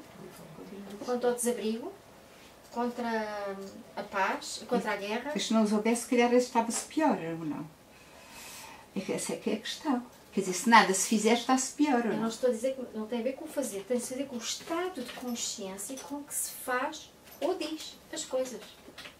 Então, se nós continuarmos a pensar nos movimentos externos e não olharmos à consciência interna que acompanha esses movimentos, não avançamos nada. Porquê?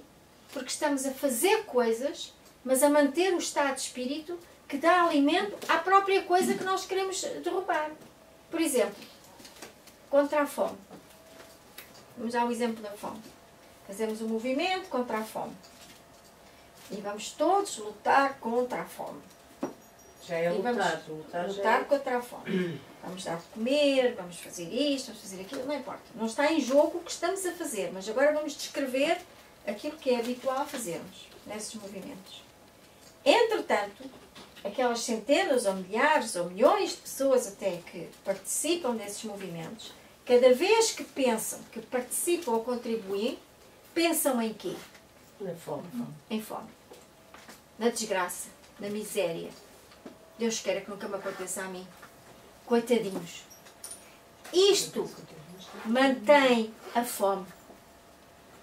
Por muita comida que se arranje para dar numa determinada altura. Porque a comida hoje mata a fome, amanhã tem que haver mais comida para matar a fome outra vez. Então, os estados de carência, de fome, de miséria, de doenças criados por todos esses estados, são alimentados por aquilo que cada um de nós pensa quando está envolvido nessa preocupação. Percebe? Agora, isto é mau dar de comer? Absolutamente que não. Agora, como seria podermos, em vez de criar um movimento contra a fome, ok? Criar uma consciência da abundância, ok? E partilhar a abundância, ajudando outros a viver de uma forma diferente, melhor. Quanto mais eu vejo fome, mais eu alimento o paradigma da fome. Quanto mais a fome deixa de ser um fantasma para mim, menos fome há lá fora para eu ver. E como é que eu alimento o Neutra- paradigma da abundância? Retirando de mim o medo da fome.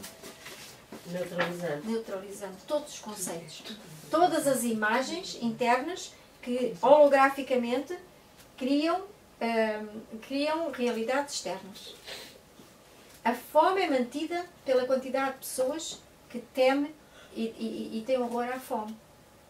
É óbvio que toda a gente pensa, mas quem não tem horror à fome? Tudo bem, mas o que é preciso é que a fome deixe de ser o fantasma que é para não ter força sobre a nossa vida. sobre o nosso mundo. Quanto mais pensamos na fome como um horror, mais força lhe damos, mais energia carregamos, energia de baixa vibração. Medo, preocupação, horror. E comemos mais. E comemos mais. Compulsivamente. É verdade. Para nos defendermos de um E possível. retém. E ficamos mais mortos. Portanto, o que está a perceber? Exato. Verdade, bem. É que de repente eu voltei aqui e fiz aqui uma coisa. Mas também, Todos temos Também já está. Está a perceber? Portanto, a questão aqui é que todos temos que começar a ser mais congruentes com o que fazemos e dizemos e sentimos. O estado de consciência é o que é a chave. Não é o movimento externo que fazemos. Ok? E isto é que é importante. Não se trata de dar ou não de sopa às pessoas. Pode-se dar sopa, pode-se dar primeiro prato, segundo prato, 3 pratos, 20 pratos. Não tem problema nenhum. O que tem problema é o que é que eu penso das pessoas e da situação quando estou a fazer isso. Isso é que é o problema. Porque eu vou numa mentalidade de coitado. Uma mentalidade de sofredor. Dos que têm e dos que não têm. Okay? A pontos das pessoas que vão ajudar as pessoas a dar a sopa, por exemplo, aos pobres, saírem de lá muitas vezes carcomidas de culpa e de infelicidade. Eu tenho e tu não tens. Porque eu tenho e tu não tens, e quando chegam a casa até têm medo de deitar um bocado de pão no chão, no lixo, que já tem bolor, porque coitados, aqueles nem isso têm. Isto alimenta esta desgraça toda. Agora, é mau ir lá dar a sopa? Claro que não. O que é mau é a gente alimentar estes paradigmas todos dentro da nossa cabeça. Eu tinha, quando era miúda, a minha Fez mãe dizia, sentido? não, deixa sim, mas comprar, isso, mas há tantas crianças. aí há muita que coisa não misturada, porque uma coisa é o sentimento de piedade. Eu concordo perfeitamente com o que a Isabel disse em relação a essa questão da piedade e do coitadinho e de não sei o quê. Mas outra coisa é a indiferença. A indiferença mantém muitos padrões de comportamentos desses. A indiferença, depende do que é a indiferença. Estamos a falar de quê? Das pessoas que não vão lá fazer isso? As pessoas que não tomam, que não se posicionam, que se deixam estar confortavelmente na sua vida e não se posicionam. É, quer dizer, nós estamos aqui a falar de coisas diferentes, não é? Eu estou a falar sempre no ponto de vista mais social. Às vezes, olha, eu posso lhe dizer que eu pessoalmente acho que a pessoa que está sentada em sua casa ou no alto da montanha ou num bar ou onde for, não interessa, que esteja a fazer um trabalho de alinhamento e de libertação sobre esses paradigmas, está a ajudar muito mais as pessoas do que aquelas que vão lá dar o saco de arroz ou disto. O que não quer dizer que não haja espaço para as duas coisas. Mas o facto de não se estar na linha da frente a levar o arroz, as batatas e não sei o quê, não significa que não se esteja a fazer muito pelas pessoas. Não quer dizer também que as pessoas o façam, mas o que eu quero dizer é que não é só no fazer que nós resolvemos as situações. É na consciência que alimentamos sobre esses padrões. E essa consciência tanto pode ser vivida pelas pessoas que vão fazer isso, como as pessoas que não vão fazer isso. O Curso em Milagres diz que a melhor maneira de mudares o mundo é mudares a maneira como olhas para ele. E tem aqui várias lições onde ele diz: cada vez que tu libertas em ti uma memória, uma mágoa, o mundo inteiro é libertado. E este é o maior poder que tu tens. Isso não significa que não façamos coisas acompanhadas disso. Ou não façamos e estejamos a trabalhar internamente.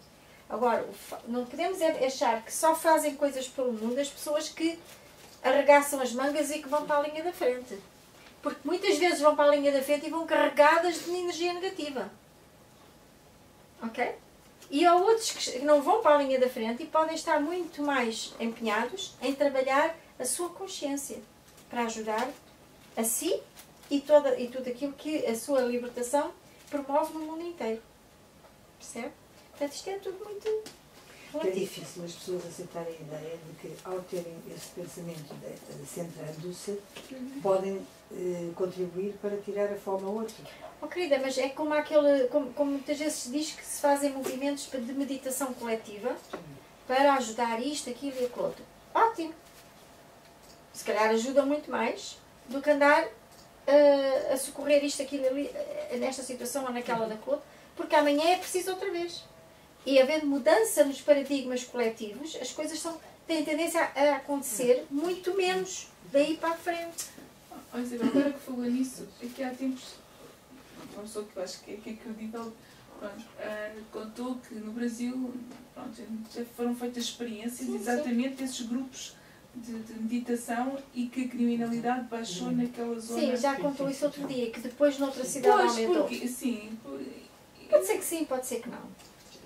Pode ser que sim, pode ser que não. Agora, também pode acontecer, eu vou dar apenas uma opinião possível, mas não faço a mínima ideia, que o facto de aquele ambiente ali não ter dado tanto espaço para a criminalidade, que as ondas de criminalidade tiveram que encontrar espaço fora, noutro sítio, porque ali deixou de haver tanto espaço.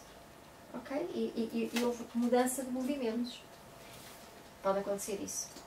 Agora, não significa que seja necessariamente assim. Agora, o que é um facto é que só o fazer não chega. Eu senti, não é? Tem que ser acompanhado de uma consciência como é que o fazemos. Não faz mal fazer, mas não chega. Mas se a pessoa está a fazer e não sentir aquilo que está a fazer, não tiver coerente com o que está a sentir, também não resulta, não é? Porque nós temos que, ainda vivemos muito no coitadinho. Enquanto virmos alguém coitadinho, nós temos que ser os salvadores.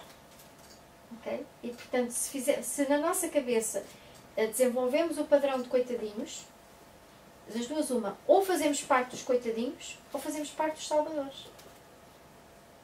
Que vão salvar os coitados. E não passamos disto. Neutralizar em nós aquilo, não passamos disto, anda meio mundo a fazer o jogo, hora de salvador, hora de coitadinho. Mas não passamos disto. E nós todos temos que evoluir para uma humanidade em que não há coitadinhos nem salvadores. Todos crescemos e desenvolvemos uma vida e uma consciência mais iluminada. Não é?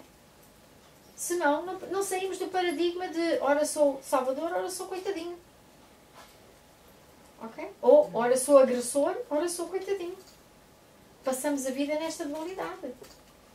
E chega a alturas em que as coisas começam a ficar muito dramáticas e muito complicadas. Porque os opostos carregam-se a si próprios e aqui estouram. E depois temos aí as situações bem complicadas que nós assistimos. A mudança tem que começar muito, muito por dentro. E acompanhar aquilo que fazemos depois por fora. Okay? Muito bem, vamos então continuar. Quem é que está a seguir? Eu posso ler. É o número 5, não é? Pensa no que isso parece fazer com o relacionamento entre o pai e o filho. Agora, aparentemente, eles nunca mais poderão ser um outra vez, pois um deles não pode deixar de estar sempre condenado e pelo outro. Agora, eles são diferentes e inimigos, e o seu relacionamento é de oposição, assim como os aspectos separados do filho só se encontram para conflituar, mas não para unir-se. Um vem a ser fraco, o outro forte, através da sua derrota. E o medo de Deus e uns dos outros agora aparenta ser razoável e se faz real devido ao que o Filho de Deus fez a ambos, a si mesmo e a seu Criador. Isto para mim é médico. Não? Olha, vamos lá.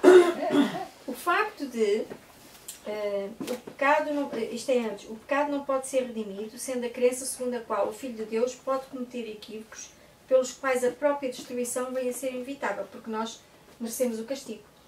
Portanto, nascemos assim e temos que ser castigados, é inevitável. Isto é um bocadinho anterior. Agora, pensa no que isso parece fazer com o relacionamento entre pai e filho, entre Deus e nós. Agora, aparentemente, eles nunca mais poderão ser um outra vez, porque se ele criou um filho pecador, ele está condenado a ser atacado e a ser castigado, pai e filho são inimigos. Sim, entendi. Ok? Pois um deles não pode deixar de estar sempre condenado pelo outro. E normalmente é o pai que condena o filho. Agora, eles são diferentes e inimigos. E o seu relacionamento é de oposição, assim como os aspectos separados do filho só se encontram para conflituar.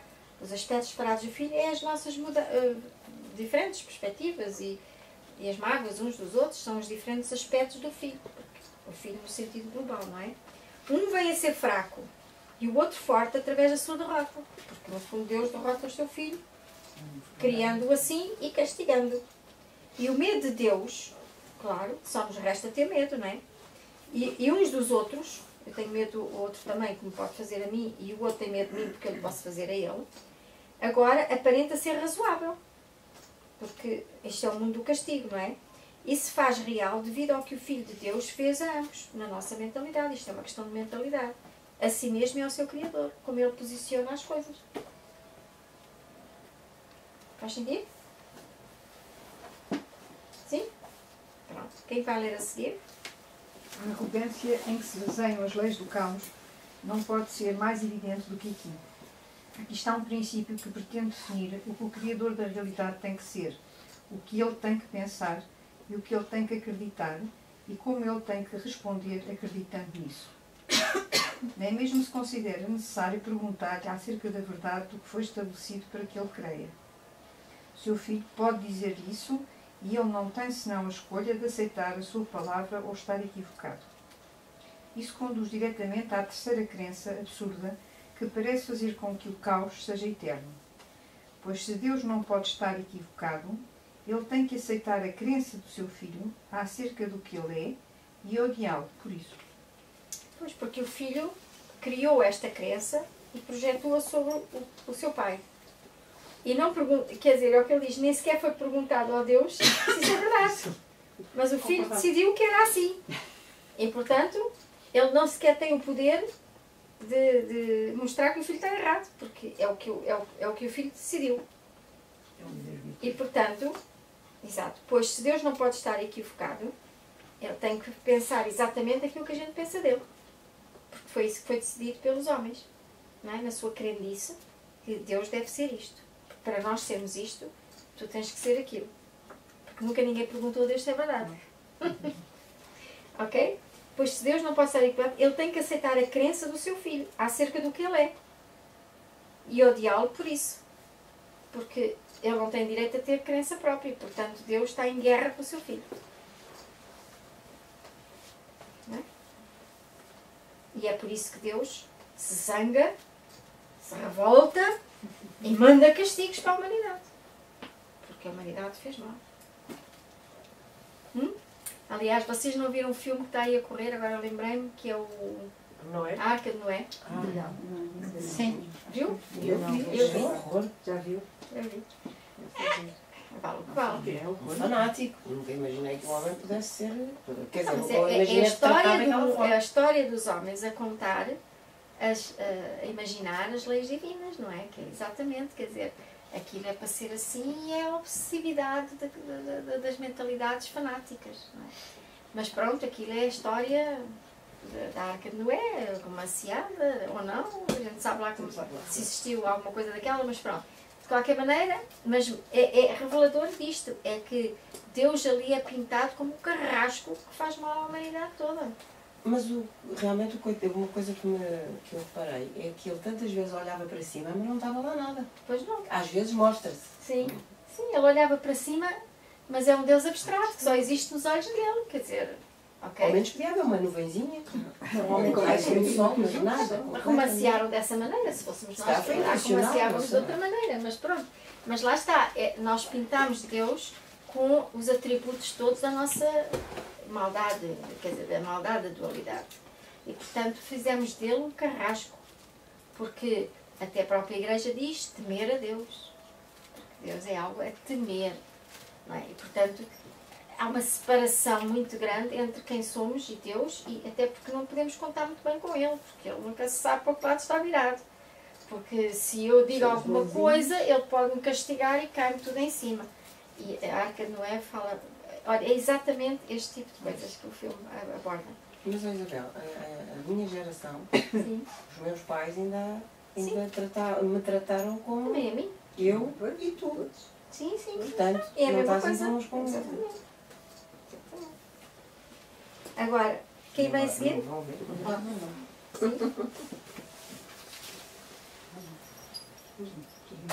Vê como o medo de Deus. Vê como o medo de Deus é reforçado por esse terceiro princípio, Agora vem a ser impossível voltar-se para ele pedindo ajuda na miséria. O Filho de Deus ficou sem suporte, com um Deus malvado destes. Pois agora ele veio a ser inimigo que a causou, a quem é inútil apelar. E nem pode a salvação estar dentro do Filho, cujos aspectos parecem estar em guerra com ele e justificados em seu ataque. E agora o conflito se faz inevitável, além da ajuda de Deus, pois agora a salvação não pode deixar de ser impossível, porque o Salvador veio a ser o inimigo. E este conflito entre amar e temer a Deus é muito grande. Todos sabemos disso. É muito bom ir lá rezar, mas é melhor estar a apaziguar bem, não vai a lembrar-se de quantas vezes nós pensamos na vingança de Deus ou no castigo de Deus. Faz parte da mentalidade. Ora, se Deus castiga, epá, não preciso de inimigos. Já cá tenho um que eu nem sequer posso controlar e que é superior a tudo o resto. Portanto, Ainda por cima eu tinha aquilo que eu penso. No outro. exatamente. E não posso escapar. Não posso escapar. Okay? Este medo, este temor de Deus é outra lei do caos que faz com que a pessoa, o ser humano, deixou de ter a quem pedir ajuda. Não é verdade? Porque tanto posso pedir ajuda como levar um balde de água fria, não é? Se não for outra coisa qualquer. Portanto, e mesmo a nossa história, reparem a história, como, olha o caso da Arca de Noé, outra vez, porque vi há pouco tempo, em que, portanto, Deus manda aquele dilúvio, salva uns poucos, uma família, e os outros todos são mortos porque são maus. Mas aquele que ficou é absolutamente fanático e é ele próprio que deixa morrer os outros todos e coisa. Quer dizer, é tudo. E são as histórias que nós contamos sobre a nossa espiritualidade. Isto é bizarro, bizarro. Até dizer chega. Bizarro. Pois animais entraram uma quantidade deles. E seres humanos não. Seres humanos não. É esquisito. Vários os animais, mas não as pessoas. Exato. E as pessoas todas, e até dá lá um exemplo do filho dele, o Cam, filho do Noé, que se incompatibilizou e que depois deixou o pai, porque ele queria ter uma namorada, porque era assim, iam começar um mundo novo, não é? E o irmão já tinha uma namorada e ele era o outro descendente que não tinha. Ia ficar eternamente, pois se ia morrer todas as pessoas da terra e ele era o único rapaz que ficava sem a par, estava condenado a não ter família, não ter ninguém. Não é? Então, o pai, ele vai, antes de ir para a arca, vai a fugir para um sítio lá, uma aldeola perto, para ir buscar uma rapariga. E há uma moça que encontra e tal, que vem com ele. E no momento em que vem com ele, começa a chover muito. E ele vai trazê-la para a arca para conseguir os dois sobreviver e criar mais uma família. E o pai vem à procura deles porque começa a chover e sabe que está na hora. E os outros todos que sabiam que a arca estava a ser construída queriam também entrar na arca. Então começaram todos também a correr para a arca quando viram aquela água loucamente a chover, a cair. O dilúvio. O dilúvio. Então a rapariga cai, fica presa e enquanto o rapazinho está a tentar ajudar, o pai encontra-os, tira o filho de lá, ele começa a gritar para salvar a ela, ele olha, volta, fica hesitante e depois vai, porque ela não tinha que ser salva, porque Deus só criou os puros. Uma rapariguinha. E o filho nunca mais perdoou aquilo ao pai. E ela morreu, foi especinhada pela multidão. E ele casou com uma macaca. Quem o campo, filme depois acaba bem. Não, isto é demasiado, não é? Não, ele desaparece. E eu só me perguntava assim, então no mundo onde não há mais ninguém, o filho abandona o pai, vai para onde? Não há mais ninguém no mundo. Eu queria ver o filme agora. Ai, não vale a pena. Mas isso é o eterno dilema. Não, vale a pena avaliar Vale a pena. Sim, a obsessão e o como disparate que nós todos fizemos com estas coisas e que, de alguma forma, ainda insistimos em fazer voltar Porque o filme é feito agora, não é? agora para reviver esta mentalidade, esta coisa absurda.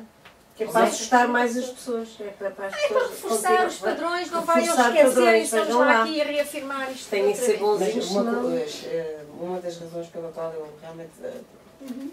foi precisamente essa crueldade. E ele queria matar as filhas, as netas. Porque Começou entretanto... com a tal miúda. Sim, e depois quis matar as netas que nasceram da união entre o filho e essa rapariguita, que foi criada por eles. E então, bebés recém-nascidas, ele ia matá-las porque tinham que morrer. Porque depois tinham que morrer todos, porque eram todos indignos. E mesmo eles terem sido salvos, a caça humana tinha que ser extinta. Porque só os animais é que eram Só os puros. animais é que eram puros. Então, a Nora dá à luz e ele vai com uma faca a querer matar as duas. Uma coisa assim estúpida.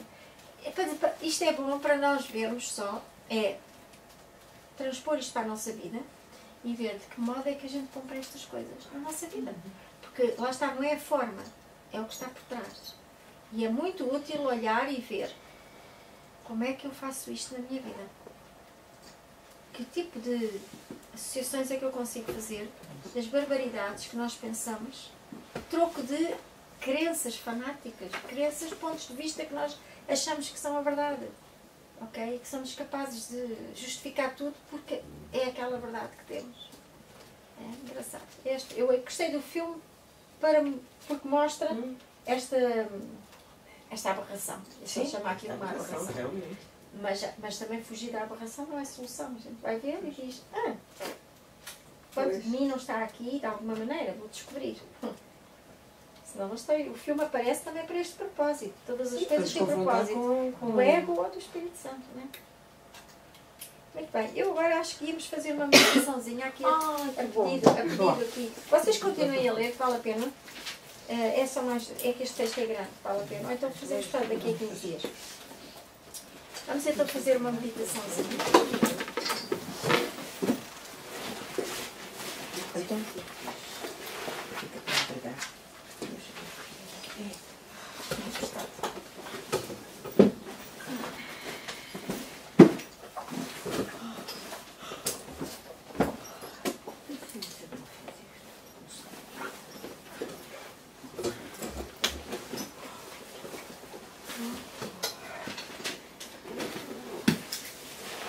Muito bem. Então nós vamos pôr a intenção pela cunhada da Rita, que está bastante doente. E que ao curarmos os outros, curamos a nós, não é? E ao curarmos a nós, curamos os outros. Por isso, que fique só a intenção, pelo menos, em todos nós, de tentarmos a rendição do destino das pessoas, de cada um, não é? E do momento que cada um está a viver, sem o máximo de rendição possível. Eu vou usar a palavra, vamos usar a lição que diz que todos os milagres, que os milagres substituam todas estas mágoas. Ok? Vocês podem fazer isso para a vossa situação de vida e intencionarem no início que ela abranja também a Missanga, que é a cunhada da Rita Jardim. Está bem? Então, eu vou passar a energia para limpar também. E vamos pôr aqui só para ajudar a falar. Vamos então com isso.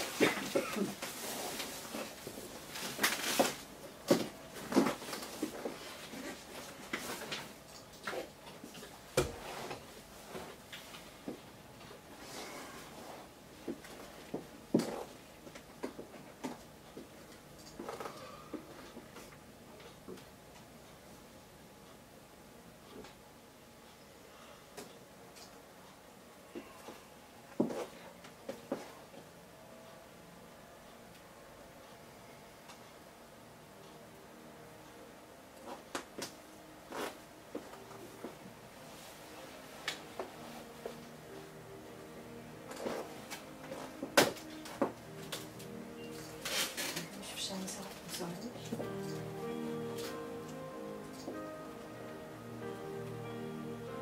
E vamos trazer à mente alguma situação da nossa vida específica que gostássemos de eliminar o seu atrito, a sua mágoa, as suas dificuldades e as suas dores.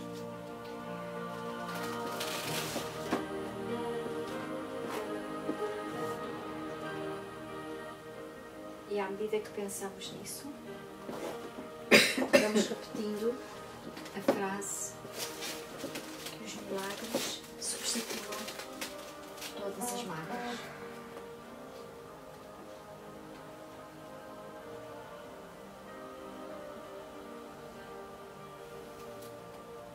No sentido de entrega a uma mente superior, à nossa mente divina, levando as situações que queremos curar e depositando-as no altar do amor.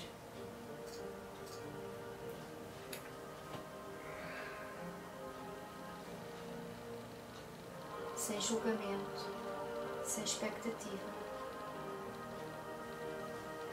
num ato de total rendição e entrega.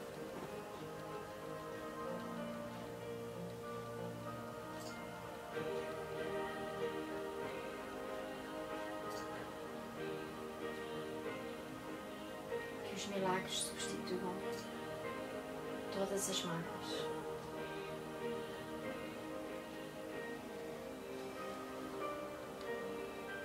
Entreguemos o sentir mais do que os detalhes mentais.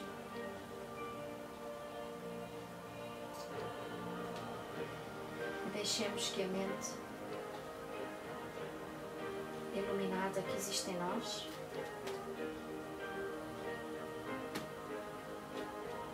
tenha livre espaço para lidar com a situação.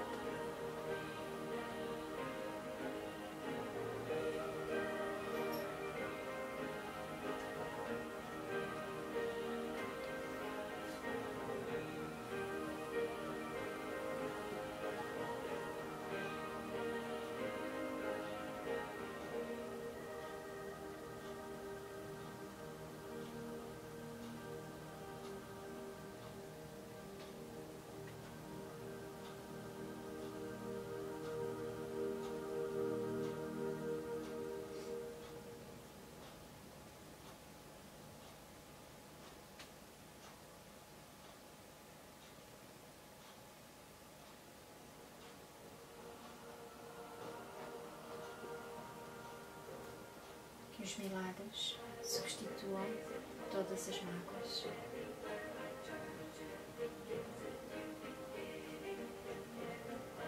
Eu não sei o que nada disto significa.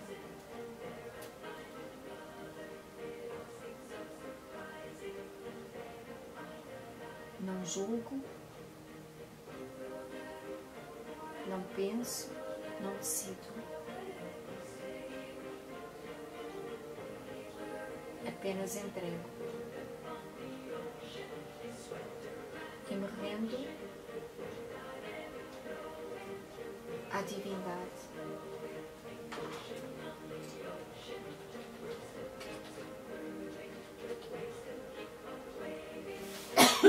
Que conhece o caminho.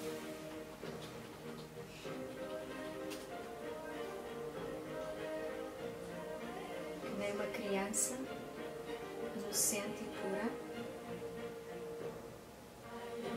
que se aproxima de um altar com os olhos da sua inocência e nele deposita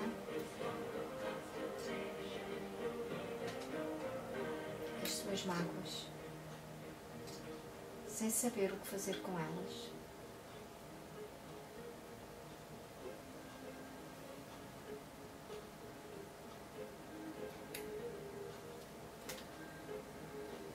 Que os milagres substituam todas as mágoas.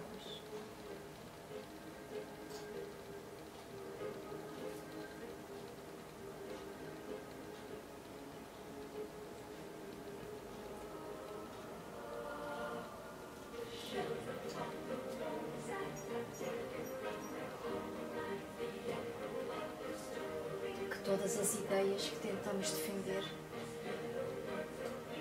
as expectativas que continuamos a manter, possam ser postas de lado e oferecidas em rendição pura.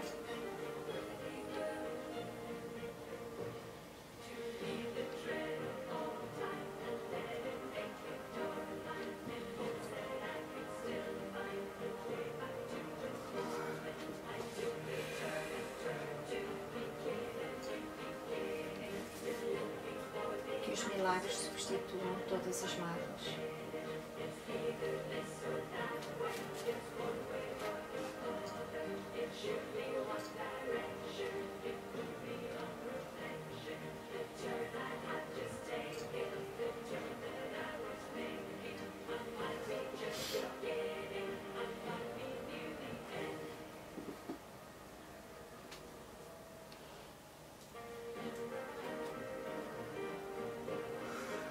Que os milagres substituam todas as mágoas. E que aquilo que nós não compreendemos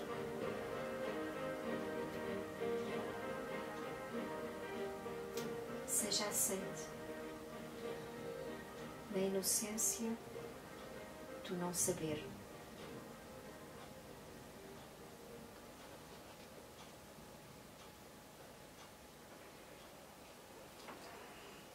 E que a mente conturbada possa serenar e dar espaço à mente divina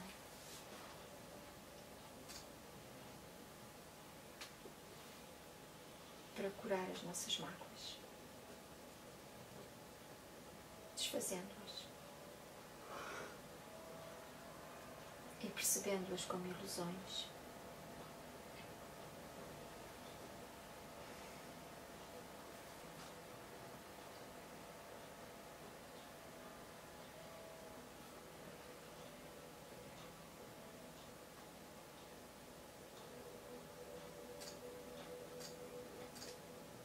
Que os milagres substituam todas as mágoas.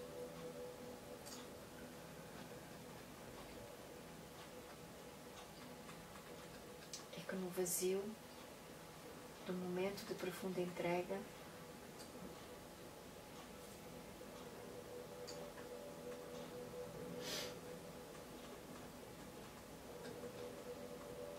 a luz possa permear toda a nossa consciência.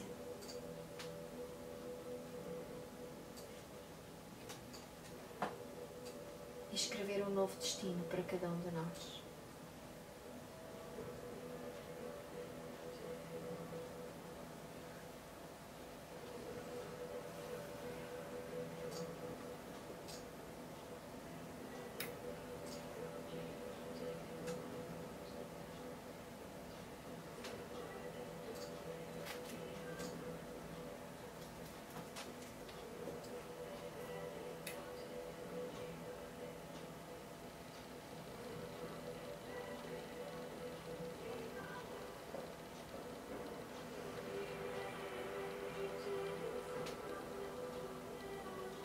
Que os milagres substituam todas as mágoas.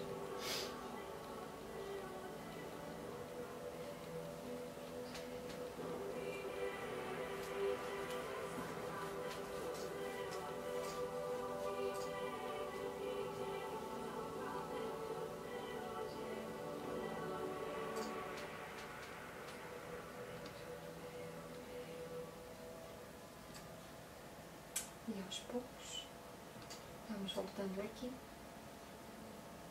agradecendo ao nosso Ser Superior, à mente divina, este encontro.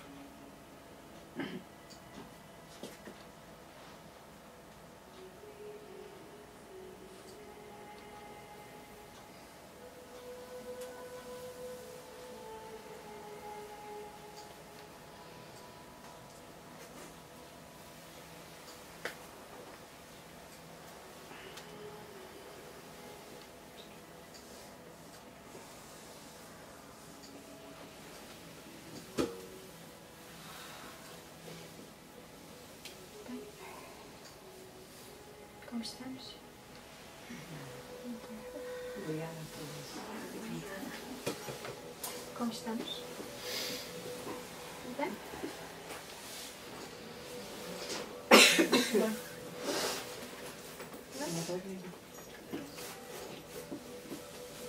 Fizéssemos isto todos os dias. Já Gostava mudávamos bastante. bastante.